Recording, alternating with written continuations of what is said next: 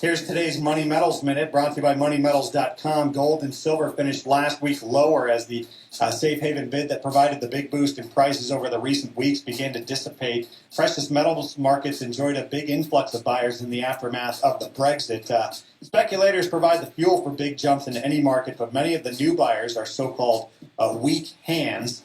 Momentum traders or investors with short-term objectives. They're now looking for money elsewhere. The action puts metals markets at a crossroads. Gold and silver bulls need to find some sort of catalyst in order to see higher prices in the near term. Maybe that will come from economic news, possibly world events. So now here's a special report from Mike Gleason at Money Metals Exchange. The big news out of Wall Street is that the S&P 500 and Dow Jones Industrials each broke out to new record highs. Well, the S&P 500 has raced out to a new all-time high, and other major indices are right on the cusp. Some pretty solid news out there for investors. The Dow has closed at an all-time high after gaining about 121 points on Tuesday. Also good news for the S&P 500 as well. It hit a record high for the second day in a row. The stock market rally is long in the tooth. In fact, now it's the second longest bull market in history. Yes, the bull market in stocks is quite long in the tooth. So any investors who are thinking of buying this breakout would be getting in very late in the game. If a typical bull market is like a 9-inning baseball game, this one is now pushing into extra innings. It could end at any time, suddenly, and without notice.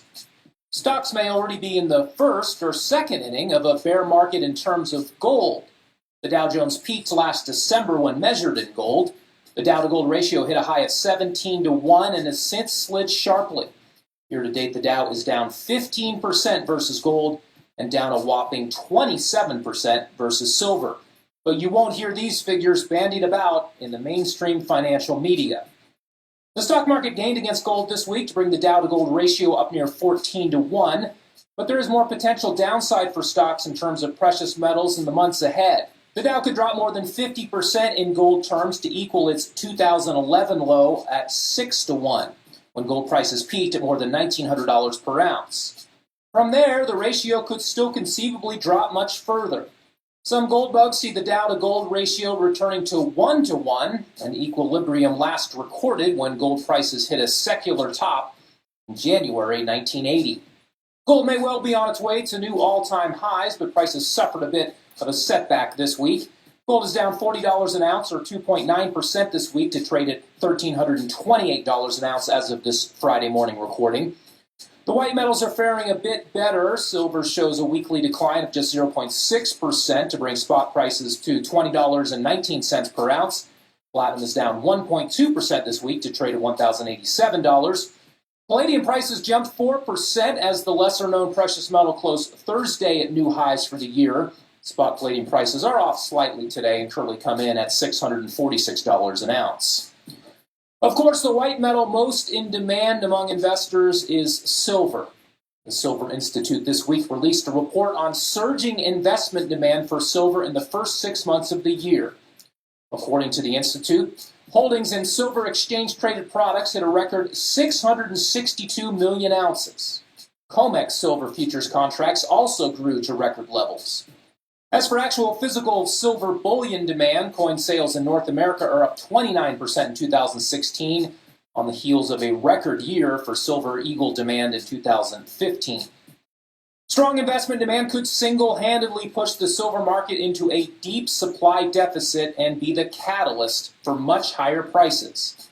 Although industrial use remains the largest single component of silver demand, we don't necessarily need growth in industrial demand to drive the bull market.